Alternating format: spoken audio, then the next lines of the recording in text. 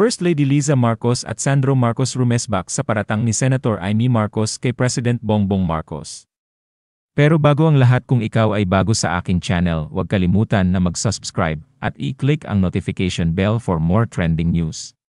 Kamakailan lamang ay inakusahan ng Senadora Amy Marcos ang Pangulo at ang kanyang asawang si First Lady Liza Marcos ng paggamit ng iligal na droga sa ikalawang araw ng rally laban sa katiwalian na inorganisa ng Iglesia ni Cristo.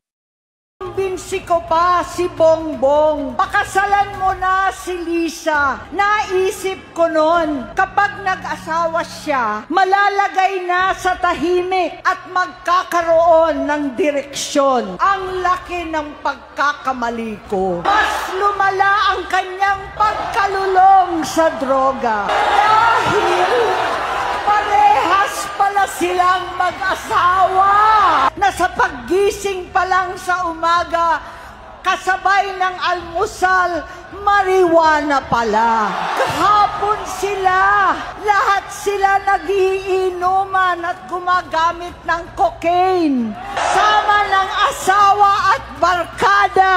Paano?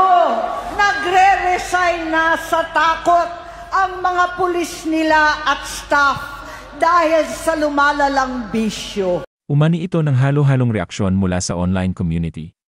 Kasunod ng mainit na pahayag ng Senadora, naglabas ang anak ng Pangulo na si Kong Sandro Marcos ng isang pahayag na kinokondena ang kanyang tiyahin. Sinabi ng mambabatas na lagi niyang kinikilala at iginagalang ang papel ng kanyang tita sa mga unang bahagi ng kanyang public life. Sinabi ni Kong Sandro na ang paggalang na ito ay nananatili at ito ang dahilan kung bakit niya sasabihin ang isyong ito sa una at huling pagkakataon. Inamin niya na masakit para sa kanya na makita ang kanyang tiyahin na gumagamit ng kasinungalingan para lamang guluhin ang administrasyon para sa sarili nitong ambisyon sa politika. Binigyang diin din ng kongresista na lahat ng sinabi ng senador sa rally ay walang batayan, hindi totoo, at walang magandang maidudulot. Sinabi ni Sandro na mapapatunayan ng kanyang mga pinsan na sina Borgie, Gob Matthew, at Attorney Michael na ang mga paratang na ito na ipinararating laban sa kanya ay mali.